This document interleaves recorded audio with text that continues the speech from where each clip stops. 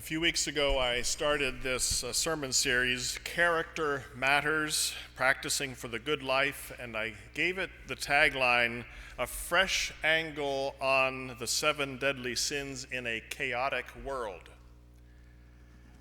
On that first Sunday when I stood here and said that one of my motivations for focusing on the deadly sins was our current chaotic social climate. And I could see in your face and in your slight nods that you knew what I meant. No explanation was needed. It's become, I think, both commonplace and common wisdom to speak of our times as chaotic. And that's being generous. Our world is not just chaotic. It's full of violence and hatred and oppression and corruption and abuse of the poor and vulnerable. Human relations are already polarized and becoming more so. Our social fabric is becoming frayed and morally bankrupt. That's not a statement of despair. It's just being honest. It's naming a reality. The times we live in are chaotic and confusing and corrupt.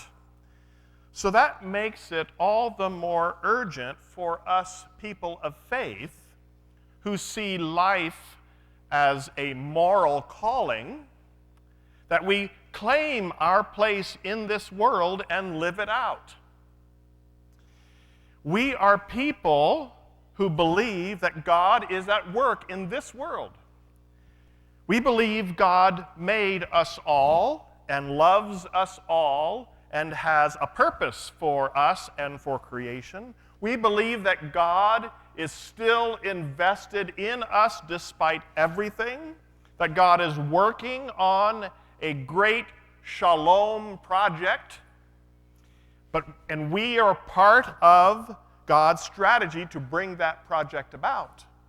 We believe that we are called by this same God to construct a way of life, a society, if you will, a household of God, an oikos, to use the Greek word that the Apostle Paul used, a household built on a sturdy moral framework, so that the world might see it and catch a glimpse of God's shalom vision that's available to all. We are, and I say this with all humility and reverence and awe, and not at all in the arrogant or narcissistic way that it sounds, we are God's gift to the world.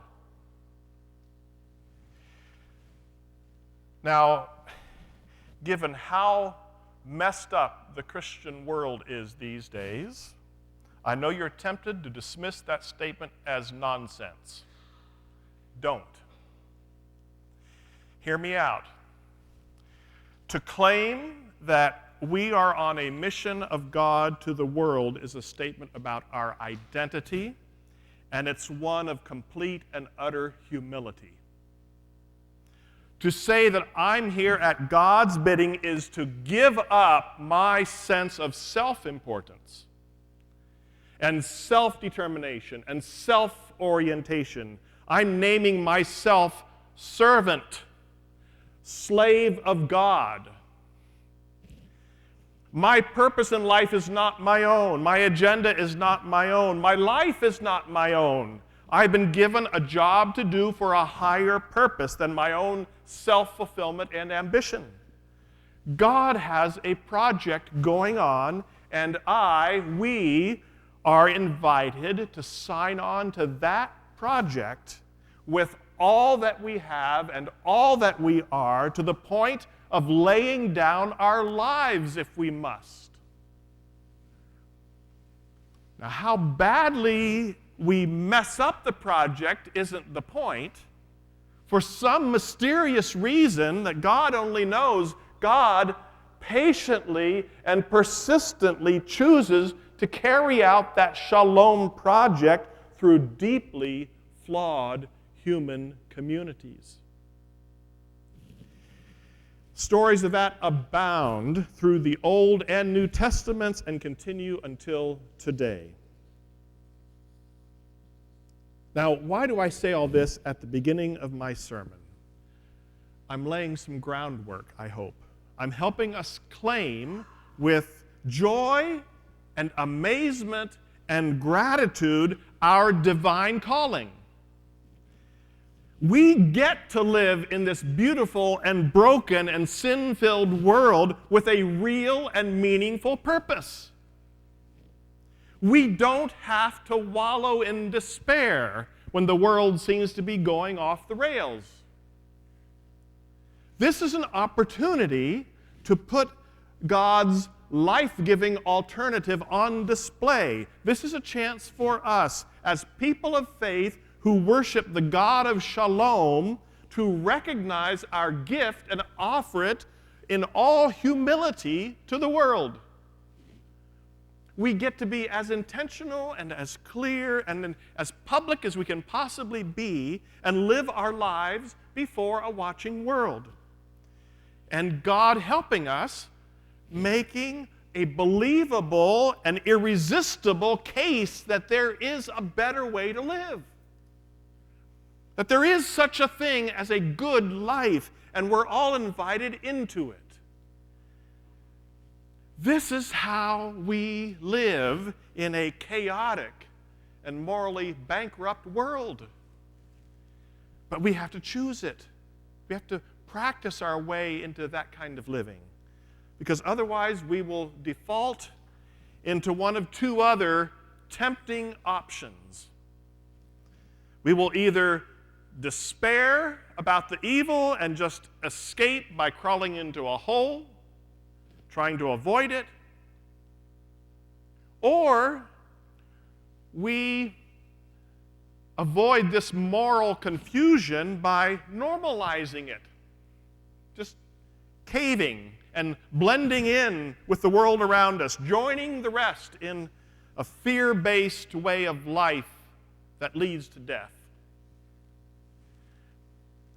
The alternative to those two options is what this series is about, is to name and confess sin for what it is, to claim God's grace, and joyfully embrace practices that lead us toward shalom, toward the good life. Okay, so let's get into the two deadly sins for today, envy and vainglory. I think these two sins lie at the heart of all the ugliness in the world. And what's so terrible about envy and vainglory, or as some lists have it, envy and pride? Sure, envy can be a little off-putting, but deadly. And pride is actually kind of a virtue, isn't it? It's good to take pride in who we are and what we do. It's called self-esteem. Well, let's define those terms more carefully and then decide. Over the centuries in church history, there have been several lists of deadly sins, beginning with one of the early desert monks in the late 300s who came up with a list of 8. But the list that stuck with us came from Pope Gregory I and was followed by Thomas Aquinas. And they were listed in order of seriousness. And the seriousness of the sin was a matter of how much it offended against love. Pride was number 1 on the list. Envy was number 2. So let's start with envy. How does envy offend against love? Well, envy is the act of engaging in comparative self-worth.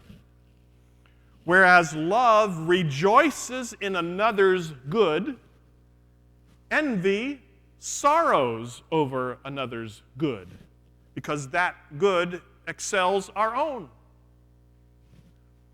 When we envy another, We are confronting a self that we think lacks inherent worth.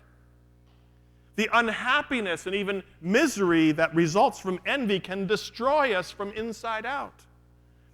Envy can seem harmless at first, but it nibbles and gnaws at us and starts eating away like a silent cancer. It causes us to act toward the other in ways that go beyond just sorrow and to actively trying to undermine the good in the other.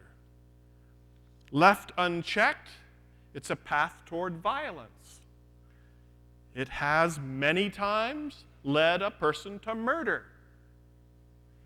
Prime example, the first set of brothers, Cain and Abel, whose story we heard this morning from Genesis 4. It's a sin that offends against the unconditional love of God for us. Envy diminishes our humanity. When I'm envious, I'm not loving myself. I'm not grateful for or happy in what I am or what I have. The sin is deadly because it will not let me live as myself, as the one God created. Envy not only disparages self, it disparages others and disparages the one who created us both. It's a sad sin because everyone loses. The other deadly sins, for the most part, have at least some momentary gratification, whether it's food or sex or the release of anger or pride. But there's no pleasure in envy even for a moment. In the late 1300s, Chaucer, in the Canterbury Tales, wrote in the Parson's Tale, and I quote, "For hardly is there any sin that has not some delight in itself, save only envy, which ever has of itself but anguish and sorrow." And even more sad and tragic is that this sin is most prevalent in close community. It's not a coincidence that most of the stories in the Bible about envy involve families and close associates. Cain and Abel, Jacob and Esau, Joseph and his brothers, Sarah and Hagar, Rachel and Leah, and the disciples with James and John in today's gospel reading. They all envy the blessing received by another. I'm not as prone to sinful envy when I realize that I can't sing like Andrea Bocelli or write like John Grisham.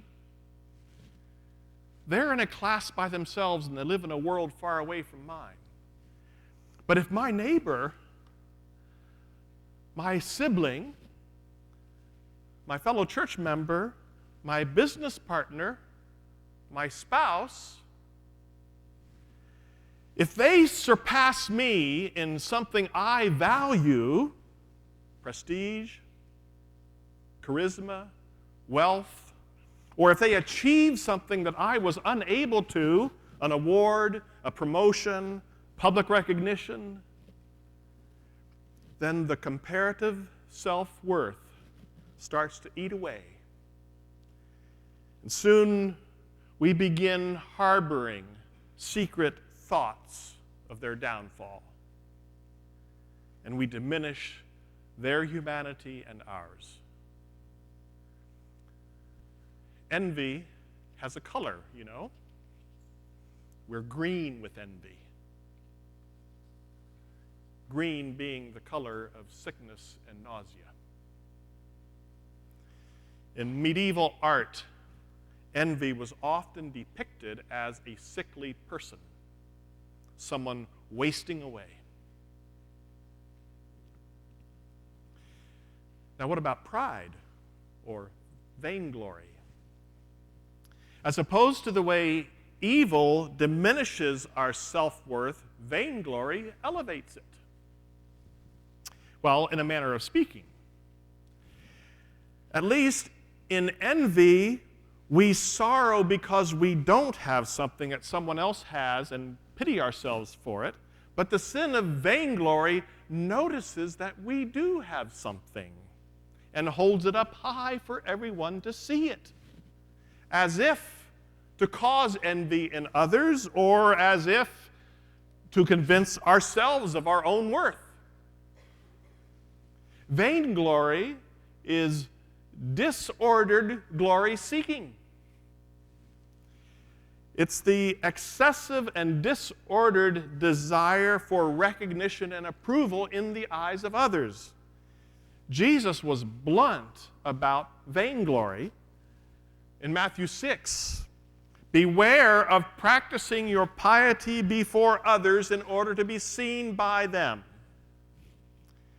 And then he said in just about these words, if you seek attention for your good deeds, congratulations, you've just gotten your entire award, attention. So, you're giving to the poor on a public sidewalk, you have your reward already. That's Matthew 6:2. Praying out loud in a crowd with your head up, got your reward. Verse 5. Fasting and hoping others notice, you got it. Verse 16. Now, vainglory is a very different thing than public witness, because in just a few verses earlier in Matthew chapter 5, Jesus calls his disciples a city on a hill and light on a lampstand. And he urges them to let their good deeds be visible to others so that they may see your good works and, here's the crux of the matter, and give glory to your Father who is in heaven. If we are living our lives according to God's call in God's service for God's glory and purpose, then our deeds may well be seen, but they will point people to God, not to us. We live, as you know, in a narcissistic society. We have a narcissist in the Oval Office now, which is not surprising. We are a society of narcissists. And we usually end up with leaders like us, only more so. We are a culture with only a handful of heroes, but 1,000 celebrities. We rarely honor people for the depth of their courage and character, but we celebrate people for their celebrity itself. How empty is that?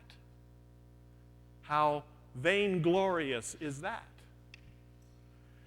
The sin of vainglory, or pride, if you will, is misdirected glory. It's putting the wrong person in the center of attention. Okay, this is well and good, but why is vainglory sinful? And why was it sin number 1 on the list of Pope Gregory? It offends against love in the worst way. It fails to love self and others. Remember the 2 great commandments, according to Jesus in Matthew 22? Love the Lord your God with all that you have and are, and love your neighbor as yourself. Both envy and vainglory spring from the same sinful root, a failure to adequately love God, self, and others. Those who succumb to envy and vainglory fail to find joy in the unconditional love of God for us all. Envy offends against the love of the God who names us worthy, who gives us value, who calls us God's own. When we denigrate ourselves with a sadness of envy, we distance ourselves from God, saying, I don't accept your image in me.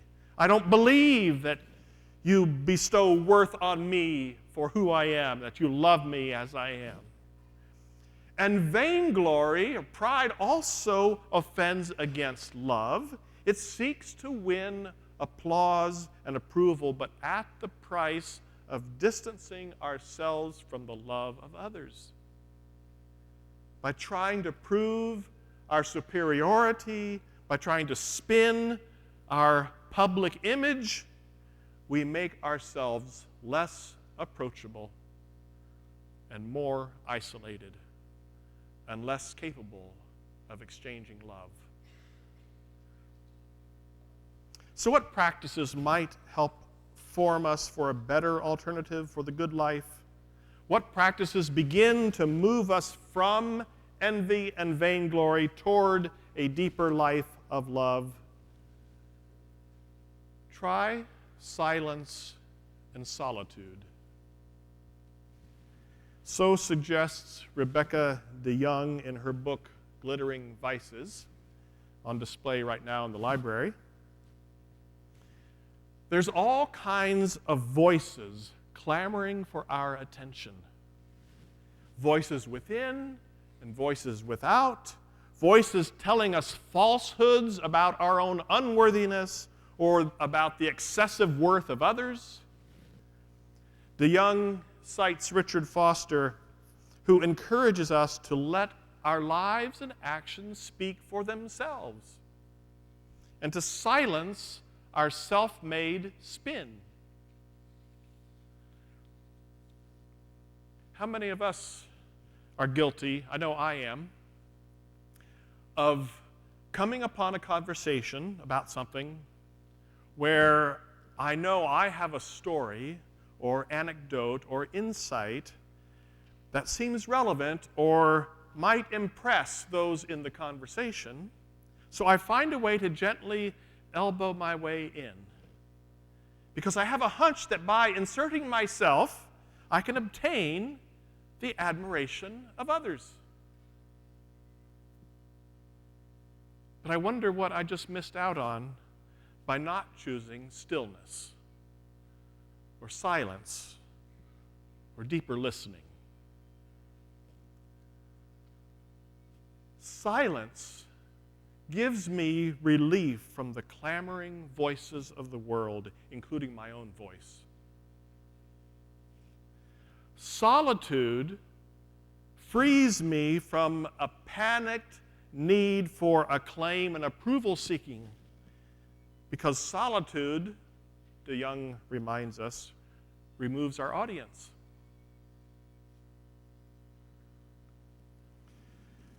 I wonder sometimes how much richer our common life would be, our life in the church, our discourse in the marketplace, and in the political arena, if we could also combat envy and vainglory through the practice of occasional silence and solitude.